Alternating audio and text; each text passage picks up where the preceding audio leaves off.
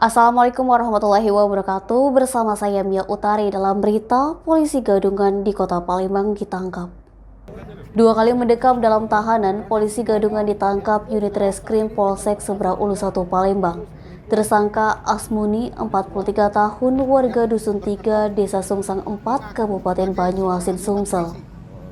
Aksi tersangka Asmuni terungkap setelah melakukan penipuan terhadap korbannya Andriansyah, 35 tahun, di Simpang Tugu KB, Kelurahan 7 Ulu, Kecamatan SU1 Palembang, Minggu 23 April 2023, sekitar pukul 18.30 waktu Indonesia Barat. Saat kejadian, pelaku Asmuni meminjam motor korban dengan modus hendak mengantarkan tahanan. Percaya terhadap tersangka, korban pun langsung meminjamkan sepeda motornya.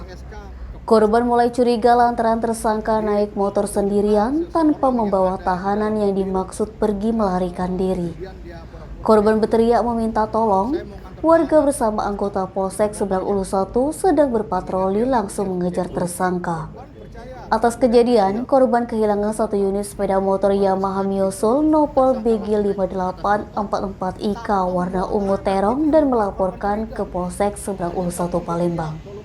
Kapolsek SU1 Palembang Kompol Afirdaus didampingi Kadit Reskrim Ibtu Indra Widodo membenarkan telah mengamankan pelaku penipuan sekaligus mengaku sebagai polisi alias polisi Gadungan.